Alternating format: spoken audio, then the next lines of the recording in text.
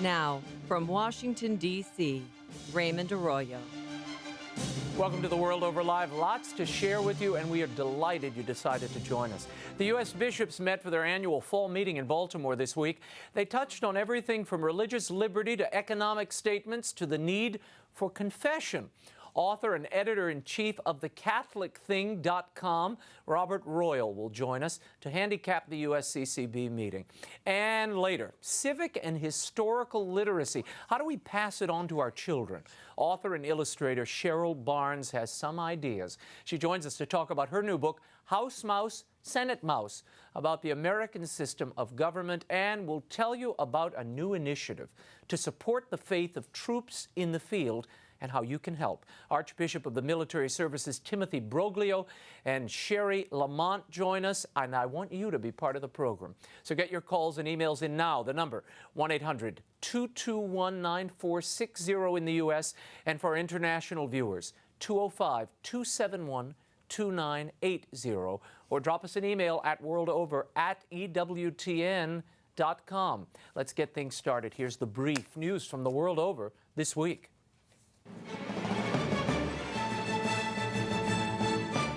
The clerical abuse scandal that unfolded in the United States and Europe has now reached Australia. Prime Minister Julia Gillard ordered a federal inquiry Monday into child sex abuse allegations in state and religious institutions following a string of abuse accusations against priests and alleged cover-ups by the Catholic Church.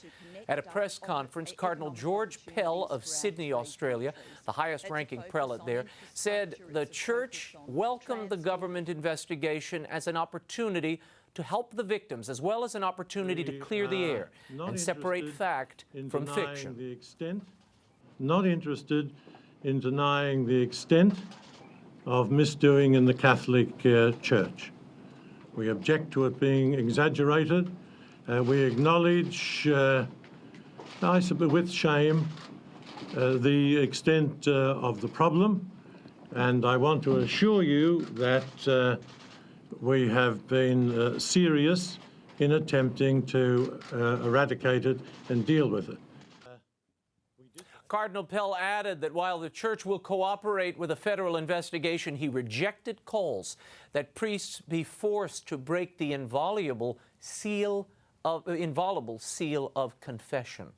The tragic hospital death of a woman in Ireland who earlier suffered a miscarriage has reignited the nation's abortion debate and drawn international attention. 31-year-old Savita Halapanvar died of a form of bacterial blood poisoning 4 days after arriving at University Hospital Galway in Western Ireland. According to her husband, soon after her arrival, doctors determined she was miscarrying her 17-week-old child. He said that during the next 3 days, doctors refused their requests for an abortion. Savita died 1 day after the miscarriage. Ireland's constitution bans abortion, but a 1992 Supreme Court ruling found the procedure could be legalized when a woman's life is at risk from a continued pregnancy. Investigations are underway by the hospital and by Ireland's health minister to determine exactly what happened. Abortion rights advocates and Labour Party leaders have already judged the matter. They're calling on Parliament to act urgently to reform Ireland's abortion laws. Meanwhile, Human Life International is condemning abortion activists for capitalizing on the death of Savita Halapanvar before knowing all the facts in the case. HLI questioned why there was no media coverage of the recent death of a U.S. woman who died from an abortion. In July, Tanya Reeves died following a botched abortion at a Chicago Planned Parenthood clinic. And the Vatican has welcomed the nomination of the new Archbishop of Canterbury. This past week, Anglican Bishop Justin Welby of Durham was named to replace Dr. Rowan Williams as the head of the Church of England and the worldwide Anglican Communion. Writing on behalf of the Pope, Vatican Ecumenical Chief Cardinal Kurt Koch said he was looking forward to a continued fruitful dialogue with the Anglican head and wished Bishop Welby God's blessing for his person and for his challenge. Welby faces a growing rift within the communion over openly gay and lesbian clergy and a pending vote within the Church of England on the ordination of women bishops. Bishop Welby is expected to assume his new post in March. And a few seeds of church reform and renewal were announced this week. With approval from Pope Benedict, the Congregation for the Divine Worship was reorganized and a new office for liturgical music, art, and architecture was established. Vatican watcher Andrea Tornielli, sorry about that, reports that the office was set up to help ensure that Mass hymns and new church structures are adequate and correspond to the mystery being celebrated. Meanwhile, with the release this week of the papal document Latina Lingua, Pope Benedict has established a new pontifical academy for Latin. It is, according to the Pope, a response to a, quote, pressing need to encourage commitment to a greater knowledge and more competent use of Latin in the ecclesial environment as well as in the world of culture at large, end quote. And the U.S. bishops also had reform and renewal on their minds at their fall meeting in Baltimore this week. 1 week following Election Day in the U.S., Conference President Cardinal Timothy Dolan reiterated the bishops' intention to continue to fight for religious liberty against the HHS mandate. The things we got to do, Jerry, is we're not in this by ourselves. So I think a lot of bishops now are getting realistic and say, I better begin to talk to my peoples in charity. We have already, but I mean to really get down to business with my people in charity, with my people in healthcare, with my people in education, to see how we are going to be unwaveringly faithful to our principles, but to see what options are open to us to try to continue. But I would say no door is closed except the door to capitulation. The bishops also approved a pastoral letter encouraging Catholics to go to confession during the upcoming Lenten season. And they will also consider re-embracing Friday as a particular day of penance. We'll get into all of that in our next segment. And it is the spruce that survived Sandy. On Wednesday in New York, workers set up the Rockefeller Center Christmas tree, an 80-foot, 10-ton Norway spruce from Mount Olive, New Jersey, some 50 miles west of New York City. Its owner, Joe Balku, learned his tree was chosen for the Rockefeller Center honor 2 weeks before Superstorm Sandy hit. The night of the storm, Balku said he watched as hurricane-force winds knocked out his power, his oak, and an evergreen tree. But when he awoke in the morning, the spruce had held. Over the next 2 weeks, the tree will be adorned with 45,000 lights before its official lighting on November 28th. Christmas is coming, and not soon enough. Before we go to a break, a big announcement. EWTN Radio is expanding its digital empire. You can now find EWTN on iHeartRadio, the industry-leading digital radio service. You can now listen to the world over and all EWTN shows, but particularly the world over, on iHeartRadio. It's available on the web and via mobile devices. Best of all, it's free. Go to iHeartRadio.com to listen or download their app for those of you on the go. When we return, President of the Faith and Reason Institute, Robert Royal, joins us to talk about the 2012 fall meeting of the U.S. bishops and what it really means. Stay with us. We'll be back in a moment.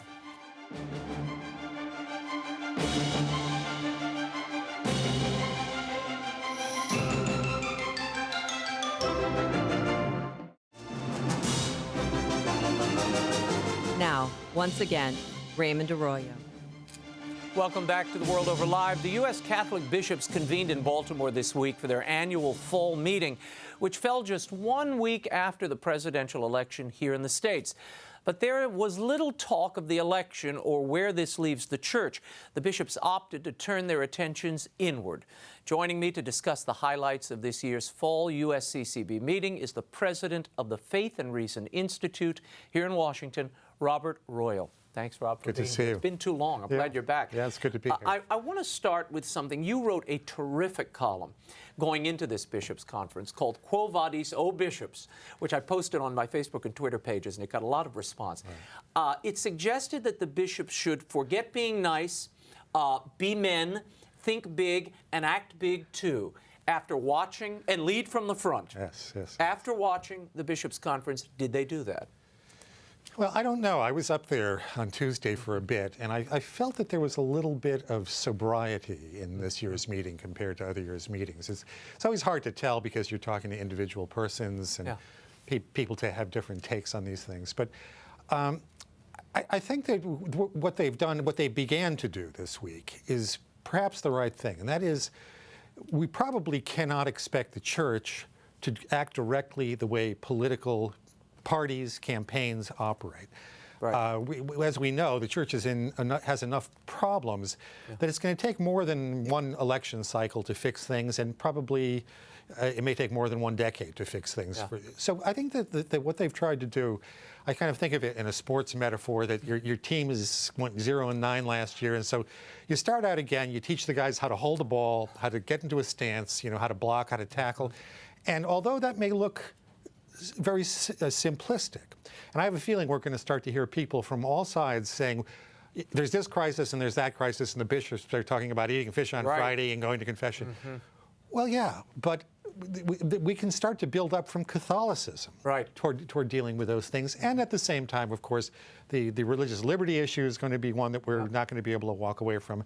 And we can begin to do those other things as well. But I think it's a good time. Yeah, but when your foundation is shaky, you've got to reinforce that first before you do anything else and overextend yourself. Before we get into the highlights of the fall meeting, I want to put up a statement. This is the Papal Nuncio of the United States. I think it helps to frame both the post-election moment that we're in and the bishops' conference. This is Archbishop Carlo Maria Vigano. He is the Papal Nuncio to the U.S. He was at Notre Dame on November 4th, and he said, we'll put it up on the screen for you, "We witness in an unprecedented way a platform being assumed by a major political party having intrinsic evils among its basic principles, and Catholic faithful supporting it. There is a divisive strategy at work here, an intentional dividing of the church.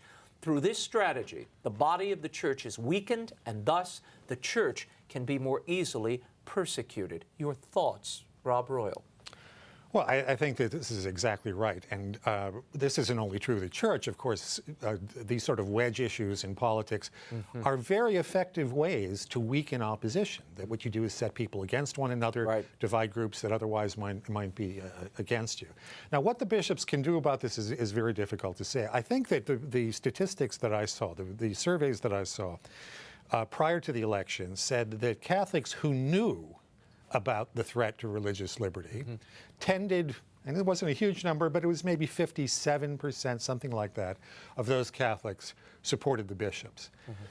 But the large number of people who are not in churches on Sunday, and it's not just a matter of they're not as devout as other people, they don't get the message. So they don't even necessarily know what the issues are. And lots of people who maybe watch some nightly news or look at a newspaper, see that the president has put in a minor fix, and now there isn't as big a problem. And so they don't get the sense of the urgency. They don't really understand how perilous a moment this is. And it's very good that the Vatican sent somebody here to recognize that this borders, and it could get worse very, very fast, on the very serious question of persecution. Yeah, and to raise that, I thought was striking.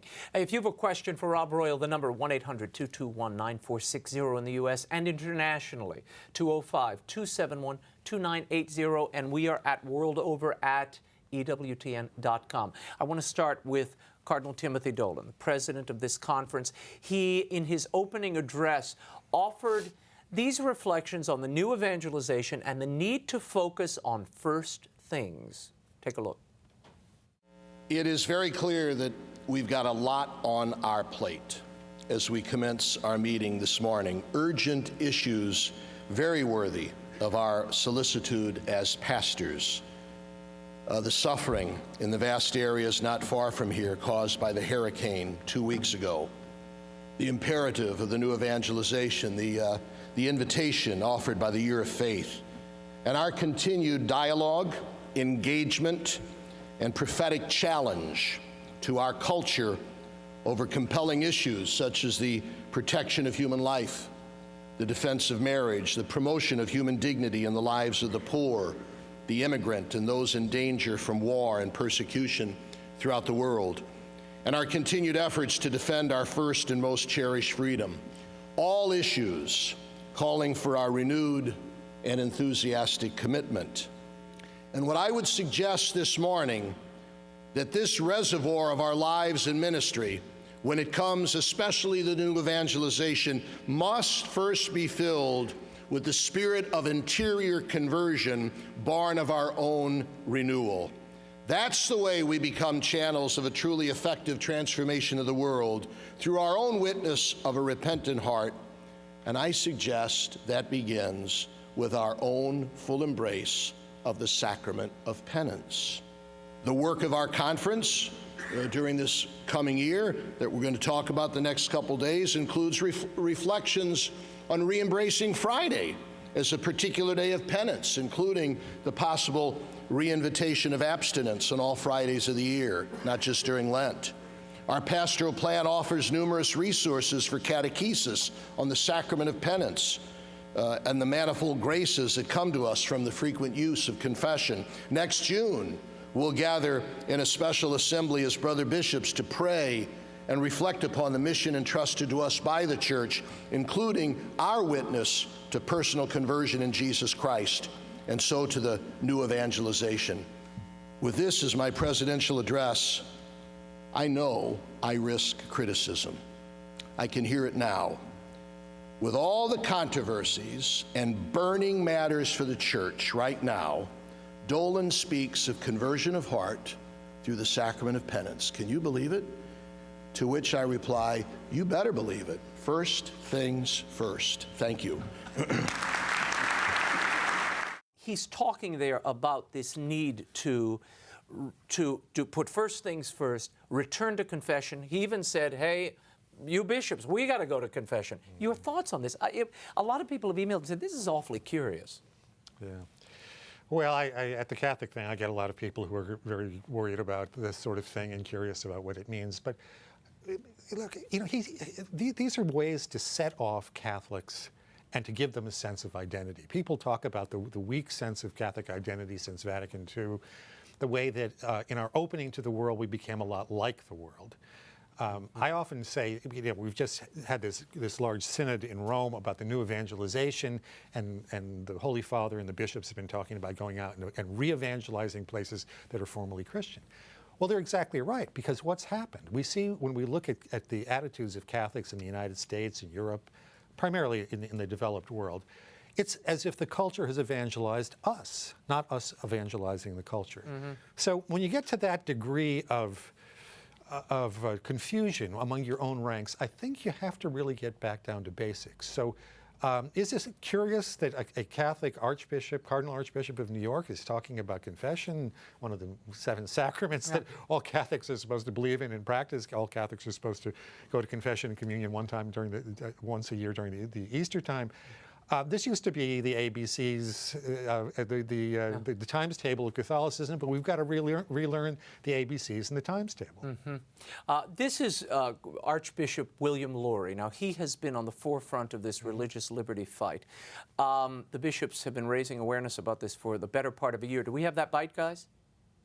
Let's roll it.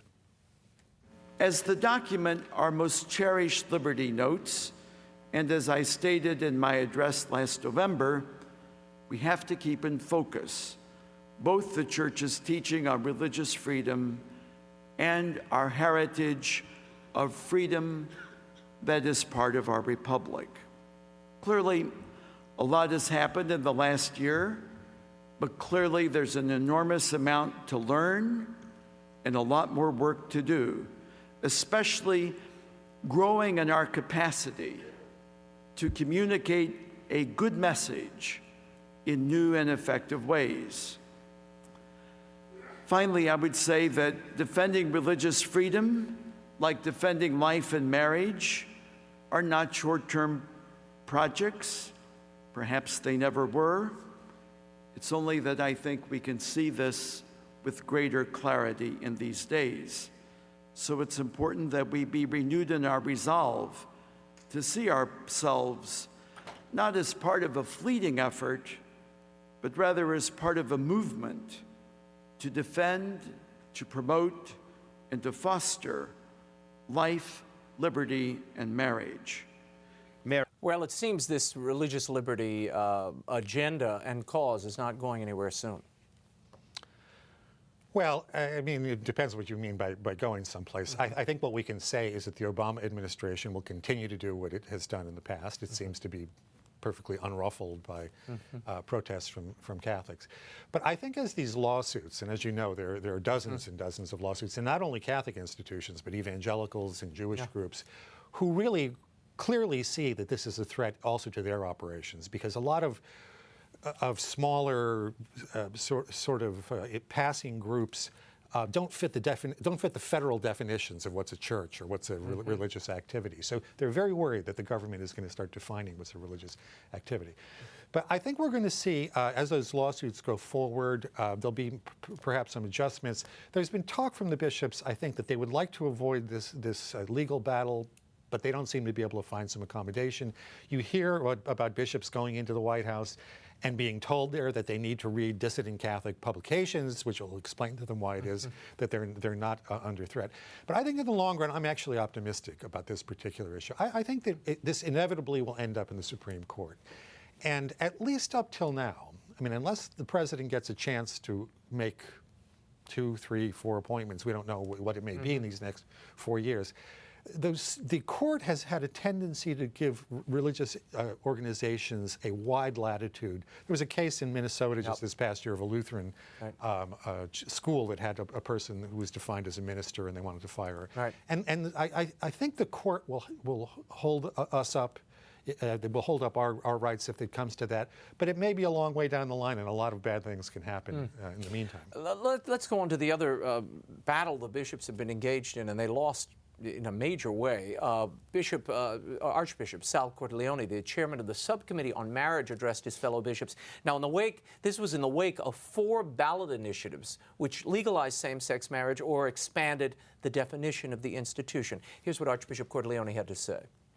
Marriage, in precisely the oldest regions evangelized, is going through a profound crisis. And it is not by chance. Marriage is linked to faith, but not in a general way. There is a clear link between the crisis in faith and the crisis in marriage. At the state level, prior to last Tuesday, people of 32 states had voted to affirm and protect marriage. And as you know, last week voters cast their ballots on marriage referenda in 4 states: Maine, Maryland, Minnesota, and Washington State. Unfortunately, in all of these states, the marriage protection efforts did not succeed, though heroic efforts were made in the face of being vastly outspent by those seeking to redefine marriage. Just Archbishop Sarton mentioned to me this morning in Washington State, we were outspent 12-1. Yet even at that, we were narrowing the gap and lost by just a small margin in all 4 states. In addition to a DOMA case, there is also the likelihood that the Supreme Court will take the California Proposition 8 case. Proposition 8, approved by the voters of California in 2008, defines marriage in the California state constitution as being the union of one man and one woman. Federal courts have found Proposition 8 to be a violation of the U.S. Constitution, and the Supreme Court is being asked to hear the case this term. If the Supreme Court takes the case and agrees that Proposition 8 is unconstitutional, then with a decision by June 2013, marriage could, depending on the nature of the ruling, but could be forced upon the entire country, regardless of various state protections. These consequences would also impact religious liberty in serious, even unforeseen ways. Since marriage is so intertwined in the law, being so basic to the common good and at the foundation of society. Indeed, a negative ruling by the Supreme Court on either DOMA or Proposition 8 would bring serious negative consequences to the institution of marriage, ultimately leading, in all likelihood, to marriage redefinition nationwide. The bishops have also produced a little telenovela for the Spanish market to sort of explain marriage to Latinos. Give me your thoughts on where this goes from here. It seems there's been a shift in the culture, and the pop culture seems to have won on this marriage question. I was optimistic about religious liberty. I'm much less optimistic about this. Up until last week, we were 32-0. Every time it had been put in front of the American people, it rejected gay marriage, even out in California, which you would not have expected. But something has shifted. And this is the kind of shift that to combat is very, very difficult because it's deeply embedded in the culture. It's not just a political question, although we can maybe hold the line on the political side, on the legal side. But it's clear that something has happened, not only in America. It astonishes me when I go to Europe. What formerly was a crime, or at least was criminalized, now has seemed to become a fundamental right. You go around the world, the UN and the EU and our own government, unfortunately with this administration, seem to be wanting to regard this, and many people respond to it as a fundamental human right. So when a culture has shifted that far, and perhaps it's true that it also reflects a shift and a crisis in faith, although I would think that on purely natural law kind of inspection grounds that the normal common sense of a large number of people would have prevailed, but something else has happened. No, it's an uphill battle, and certainly for the bishops it's going to be an uphill battle. There was an economic document that was a pastoral statement to be drafted, and this was to help people and give them hope in an economic downturn. It went down to defeat, the document did, by a vote of 134 to 85, but not before a number of bishops rose to criticize the haste with which the document was drafted and its contents. Here's Bishop Thomas Tobin of Providence. Listen. But I do want to speak against, and I will vote against the document, not so much because of its content. I think like many documents, it has many fine things in it, and I suppose like most documents, it can probably be improved. But I'd like to speak against the document, not so much because of its content, but because I wonder about its relevance. I really don't think that too many people are going to read this or use it. And I'm pretty sure that I don't know of any homeless person, unemployed person, hungry person who will read this or directly benefit from it. I'm just not sure in this very difficult time that we as bishops need another document that won't be very relevant. I don't think we can afford to erode our relevance and much more going forward. I think there are some real important issues we have to deal with, and it seems to me if we want to give a message of hope to our people, it's not going to be in another document, it's going to be in some very practical and tangible ways. I think the best thing we can do is to scrap the document and go home and find some very tangible and practical ways to take care of the poor. Thank you. This was the single quote that generated more email and Twitter responses on my pages than anything else. What do you think Bishop Tobin was speaking to, and why do you think it resonated so with the people who saw it? Well, I think just in broad gauge terms, people understand that there are so many other things that are urgent. Now, you know, this always happens. You and I have been around these debates for a long time, over decades already, and there are legitimate Catholic differences. There are some people who want to emphasize safety net more. There are others who want to emphasize the dynamism of the economy more. But the bishops get themselves entangled in what is ultimately not a difference that they can split. They look like they come down on one side, or people take things out of context. And these documents, I think, don't do very much good for anybody. Actually, Bishop Tobin said it's best for us to go back to our parishes and our communities and take care of people, and and actually do things that way. I think the thing that's most striking to me, Raymond, is that this really brings us back to a Catholic point of view, which is that these are prudential questions. They are not. They're not absolute moral principles. I debated, as I was telling you, Sister Simone Campbell of Nuns on the Bus on the Bill Moyers show a few months ago. Oh, that had to be fun. And she refused, off camera, to commit herself on the life issues. She said she didn't quite really know what she thought about legalizing or not abortion, But she knew absolutely what the minimum wage should be, and it should be $12.50. And when your commitment to social justice kind of obscures your other elements of your Catholicity to that degree, I don't even really know how to debate a person who's in those, in that kind of mind frame. So. Yeah, but you do see the bishops sort of, they're coming out of this era where every issue had to have a statement attached to it, and annually we were renewing the statements. I love what Bishop Tobin said about, we should go back and have a practical response on the ground, tangibly show our people that we really care for the poor by helping them. James Hitchcock, the great American Catholic historian, once told me that he'd gone back and studied all the pastorals of our bishops, and he said in 1957 they passed a pastoral statement on traffic safety, and I'm happy to report they were in favor of it. So I mean, that can start to dilute the seriousness of the moral and spiritual. Right. So in some ways, it's interesting and probably for the better that this document went down and they can focus on other things. What is the takeaway here? Should people be focused on this at all? A bishop's conference and what's said at a conference. I hear from a lot of people who don't like bishops' conferences. They don't like national bishops' conferences because they remember in the 70s and the 80s when they seem to be a hotbed of further confusion in the church. I think that our bishops ought to meet in these national and maybe even regional groups, because if an administration is going to try to divide and conquer with these wedge issues, then we need to have leaders who are going to be men and coordinating, and play big time ball and coordinate with one another, because it helps. It just helps that you have people behind you. But that said, I don't think these meetings are so much for the average Catholic, maybe even for the average Catholic intellectual. They're something that the bishops have to do internally. And one of the tonal differences I sense this year is they may feel a little bit of the gun to the head. They know that these are very practical questions now.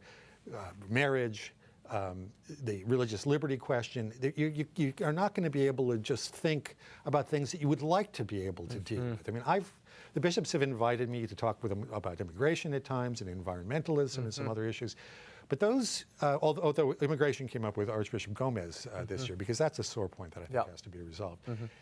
But their core Catholicity, that core identity, the thing that is going to make people Catholic in a country like this, with the culture that we have and the political system we have right now, that's something that they have to tend to. Before I let you go, a lot of these emails are saying, do you think hospitals and Catholic outreach will have to close as a result of the regulations being imposed vis-a-vis the HHS mandate and some of these other regulations coming down the pipe? Well, here's why I say I think we have to see how this is going to play out in the legal system, because there probably will be stays and there will be accommodations made until actually the legal decisions can be made. And I am ultimately optimistic about the court unless it gets packed against our religious liberty. Robert Royal, thank you so much for being here. My pleasure, Raymond. Pleasure to have you back on the show. You can read all of Robert's columns by visiting the Catholic Thing website. It is thecatholicthing.org. You can find also about Faith and Reason Institute, and they're at frinstitute.org. When we return, what is so important about teaching our kids U.S. history and civic responsibility? Author and illustrator CHERYL Barnes is here to discuss her new book, House Mouse, Senate Mouse. And that does it. The World Over Live continues in a moment. Stay there.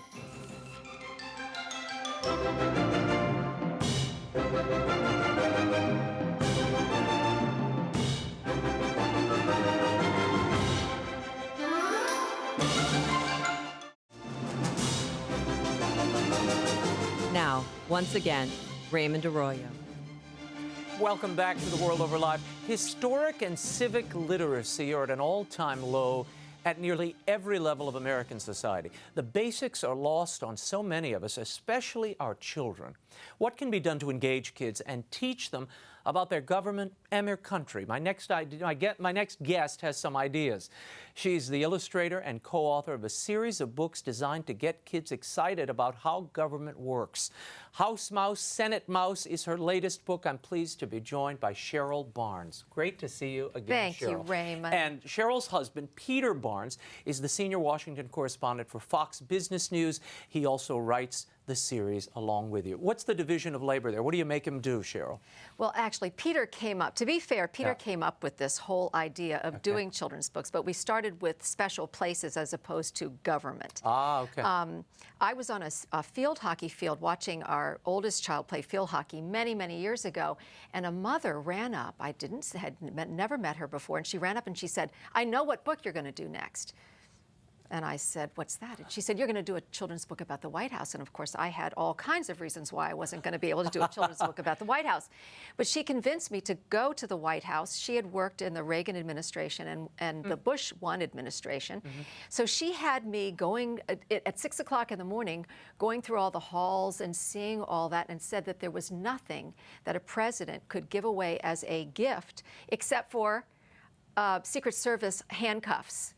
To children. To children. Oh, well, that's a great gift for the kiddies. So I thought, okay, I think we do need a children's book about the White House. So that's when Peter and I started to collaborate, and we came up with the idea of Woodrow the White House Mouse. Good alliteration. I was wondering, where did the mice theme come from? Because there is the House Mouse, Senate Mouse, there's Woodrow the White House Mouse, and then there's Marshall the Courthouse Mouse. So where did what's the mouse fetish here, Well, CHERYL? one of the earliest books we did was about my hometown, Alexandria, Virginia. Yeah. And I didn't know what character we should start out with. So I went to the city archaeologist, and the city archaeologist said, no contest, hands down, it's got to be a mouse, because when they do archaeological digs, they find mice skeletons everywhere. And of course, you know, Alexandria is very historical. George Washington lived there. And so I got to thinking, gosh, mice can go under things, over things, around things, and they can be invisible. So they could have their own little government, aside parallel government, where we really wouldn't realize that they were doing it. And Mickey Mouse has not done so bad for himself. That's right. So mice are not a bad genre. Mice it is, and I got good at drawing mice, so I figured I might as well stick with what I got good at. You and Walt Disney with the 3 circles, and he was home free.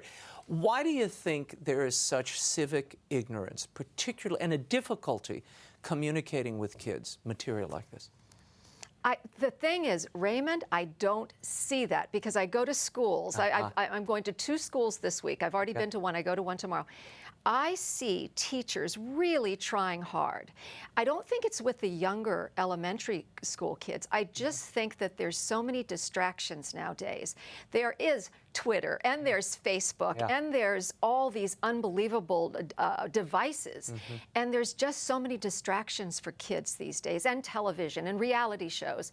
And so I think that the focus is just taken off because there's so much to have these kids be distracted. So many things their to be attention is drawn in many directions. So that's why I think. What is the big challenge as an author? Because you're writing here for what, 3rd, 4th, 5th grade kids? Yes. What's the challenge as you craft these books? Because you're talking about the intricacies of the Supreme Court, which I have to say, I read this one, and this is many adults. This is unbelievable. I mean, I actually learned a lot. You know, Thank you. After covering it for a few years, you know, now I actually know what goes on. Yeah. What's the biggest challenge with this audience? Well, first of all, we use our books as really a springboard.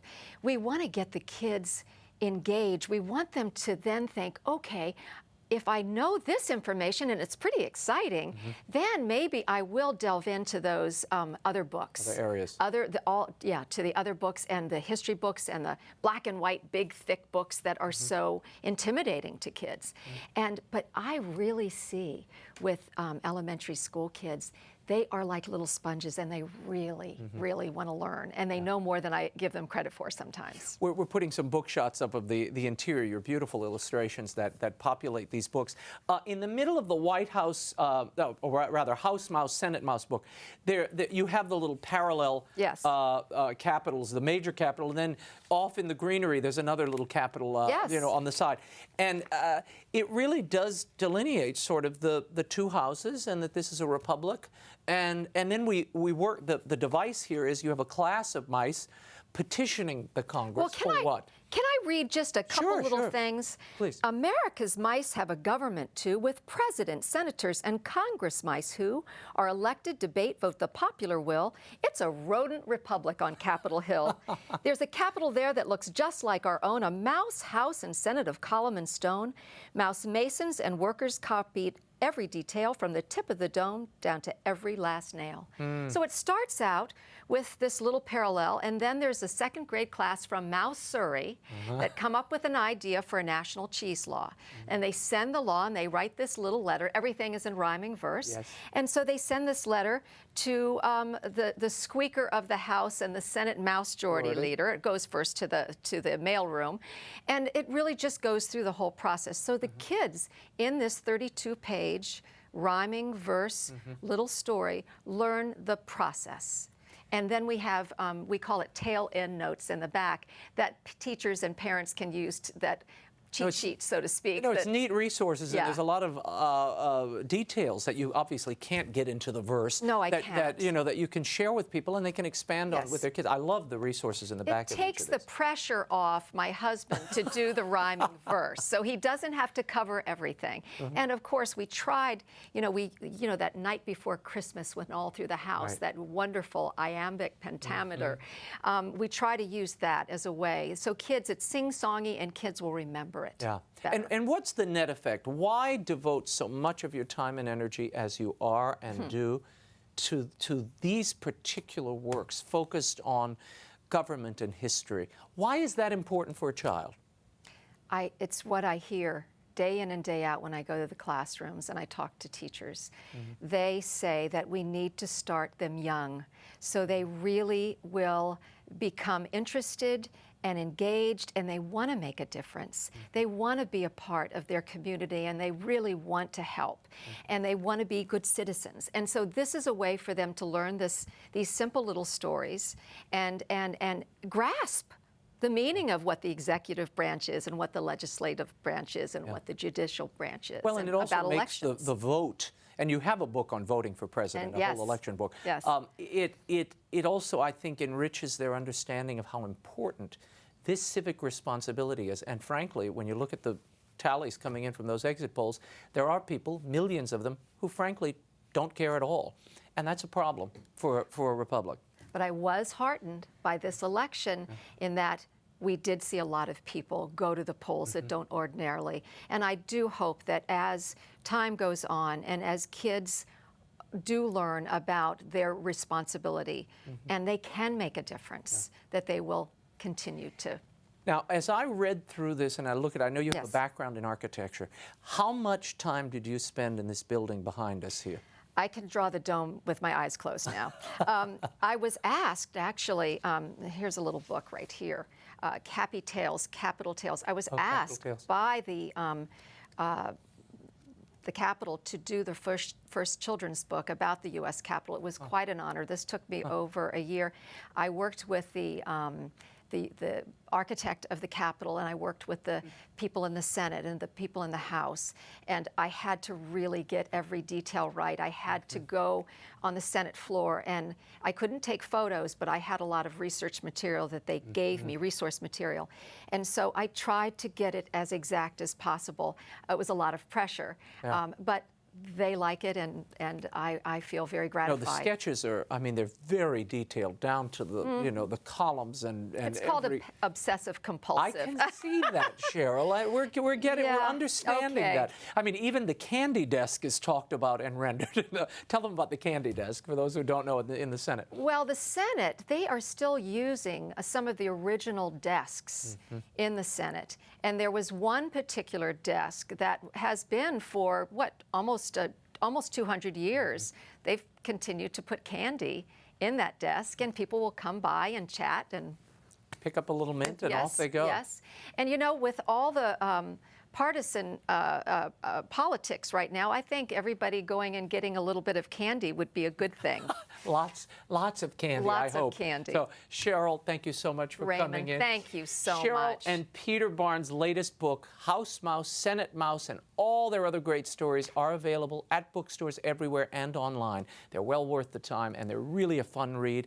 And you can get them at bookstores everywhere, and it's a new imprint, Little Patriot Press. LittlePatriotPress.com. Go okay. to our site. Lots of activities for kids. Great. Thank you, Cheryl, so Thank much. you. I recently spoke to the Archbishop of the Military Services, Timothy Broglio, and CHERI LOMONTE. They're partnering on a new initiative called the Frontline Faith Project. Their goal is to furnish spiritual nourishment to our troops deployed overseas. Here's more on their project. So I want to start with you, CHERI. Let's talk about this initiative that you apparently founded. Why did you decide to send these MP3 players into the field to troops?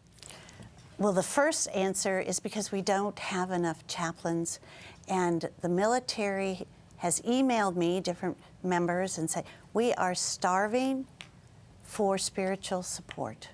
And it started with a phone call. I was talking to a woman, and I asked her what I could do for her, and she said, would you pray for my son? He's 19, he's in Afghanistan. He's been there for 9 months, and he hasn't seen a chaplain, let alone a Catholic chaplain. Mm-hmm. And you have minutes in your life, moments when you just know the Holy Spirit is calling upon you to do something. Mm. And I got it. And I thought, well, let's take the Catholic Church then to them. And of course, our chaplains are the most important. But when they can't be there, the little MP3 player has over 7 hours of Catholic content. 272,000 Catholics in the field, Archbishop, yes. as part of your flock. How do you reach them, and why did you join up and sign up to this effort? Well, because we have two problems. One is not enough chaplains. Mm-hmm. The other is this is not a war like the Second World War. Yeah. We have troops all over. Sometimes they're in a forward operating base that has a very small group of people. They might see a chaplain, if they're lucky, once every 6 months. So obviously, we have to supply them with some good Catholic content, mm-hmm. and I have to congratulate CHERI on the quality of the content. And not only from what I've heard, but also from what others have told me as well. And what have you heard from the troops listening to this? And what is the content? Well, it's over 7 hours. It includes the Mass, an examination of conscience. It has what we call the Warrior Rosary, which is so beautiful. It has over 2.5 hours of military stories, encouraging stories of the military for the military. Not the Pollyanna, and we lived happily ever after. I'm afraid it doesn't go like that. But it's stories of, this is what happened to me, this is how we dealt with it, and if I can do it, you can do it. So it gives the men and women hope and inspiration. And what are you hearing from the troops and your chaplains who are distributing this, correct? They are distributing this, and it's. I've been hearing that it's very, very helpful, that it's a good extension and multiplier of their ministry, and we can't keep enough of them in stock, as it were, to get them out to the troops. And there is the untold story that people who I think don't spend time or aren't in contact with veterans. The untold story is the battle they wage when they return from war. A very high incidence of suicide attempts, suicide. How do you as a chaplaincy deal with this? And I imagine you're dealing with it on the field as well. Yes, we are. Unfortunately, the two greatest causes of suicide are relationship issues and financial issues. It's not necessarily directly related to deployment. It can happen even to troops that are at home. I was with recently at the National Guard Bureau, and they were talking about they've even had an increase. Part of the problem is the fragility of our young people today. Yeah. And so basically one of the great efforts of the chaplains is to, first of all, to invite them into participation, and then to try and reassure them.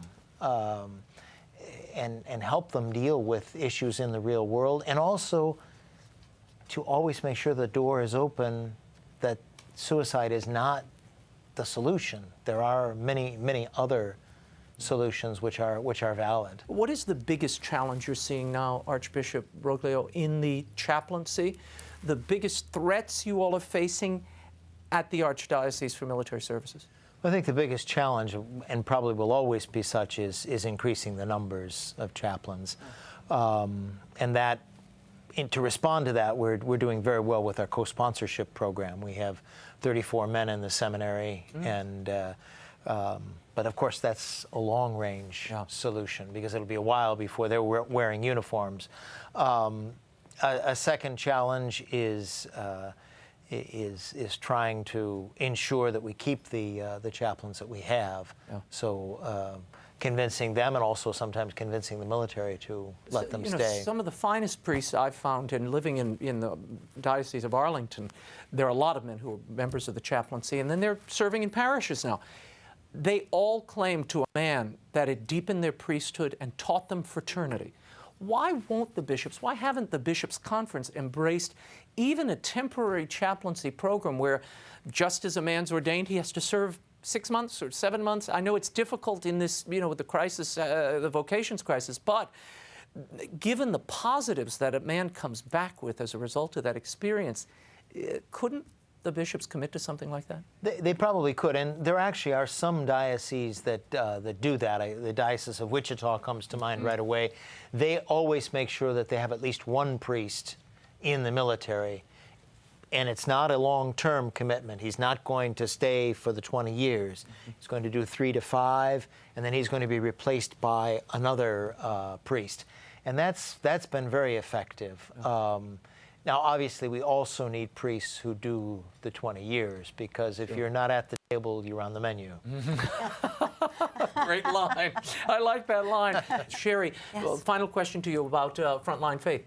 What can people do? Are you asking them to assist you in this effort? Always, because we give these to our military, and in 2 years we've given 30,000 players away, and they're $24, and so I'm always trying to raise funds so we can fulfill all the requests. $24 a piece? Yes. Wow. Yes. This isn't a little cheap handout. I know. No. Wow, no. that's fantastic. Yes. And they're beautifully, they have a cross on them and the Frontline Faith logo, and they come in a beautiful packaging. So it's not, this isn't some chinchy dime store item here. It's really a nice thing that I imagine holds up well. It does. In the rigors of and the field. why wouldn't we do our best, not only for God, but for our military? For more information on the Frontline Faith Project and how you can help, visit frontlinefaithproject.org. And now, before we go, let's cut to the chase.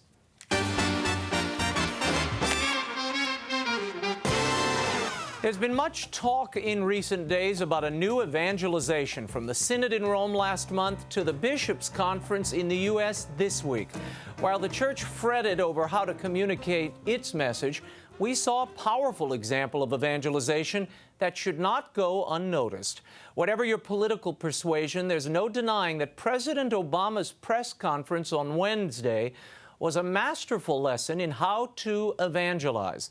He boldly framed issues while delivering a consistent message with force and clarity. We should not hold the middle class hostage while we debate tax cuts for the wealthy. If Senator McCain and Senator Graham and others want to go after somebody, they should go after me. I was very clear before the campaign, I was clear during the campaign, and I'm now clear after the campaign. We're not going to let Iran get a nuclear weapon. The president had swagger, authority, and, dare I say, audacity. He's living proof that style matters, particularly to today's audience. Now, I'm not talking about the content of the president's pronouncements, which some have profound disagreements with. I'm speaking about the undeniable effectiveness of his approach. Only rarely have religious leaders matched that style or passion, and people know the difference. The stakes are high. Dropping a note in the mail or even in a parish bulletin is not enough. We are tactile people in need of observed witnesses. People want to see and hear the message for themselves. Reading about it won't do. The bishops this week voted to explore the concept of a spokesman. Pity and pray for that poor soul. Before a spokesman can do his or her job, they must have a clear message to impart. And so far, that seems to be the most difficult challenge of all. What to say. Even among the bishops, agreement is hard to come by. I agree with Cardinal Dolan that essentials like prayer, confession, and the other sacraments are primary, no matter what you're doing. But then the message must go out. Jesus used stories to impart the truth. He spoke of fig trees and bushel baskets, just as the people of his time did. He recognized that he was not speaking to theologians, but to everyday people who were confused and searching for a better life. Jesus also did something else. He selected a group of rough, hard-working fisherman types to drive his message home. They were relatable, passionate risk-takers that stuck to the message no matter who was listening. If this new evangelization is to take root and be effective, the Church will have to mimic Christ's example as well as the means he chose to expand his message of salvation. Well, that's all the time we have. The show continues on Facebook and Twitter. Go to RaymondArroyo.com. The Twitter and Facebook pages are linked on the left-hand side of the site. Like me on Facebook or follow me on Twitter at Raymond Arroyo. Next week, in honor of Thanksgiving, we'll bring you an encore presentation of my interview with best-selling author Dean Koontz, in case you missed it the first time. And for those of you in the United States, have a wonderful Thanksgiving with your family and friends. And no matter where you are, know how thankful I am that you took the time to join us and you take the time to be with us each week, and for all your support. Have a wonderful and blessed holiday. Until next time, we'll be scouting the world over for all that is seen and unseen. On behalf of the staff and crew of EWTN News, I'm Raymond Arroyo. We'll see you next time. Bye now.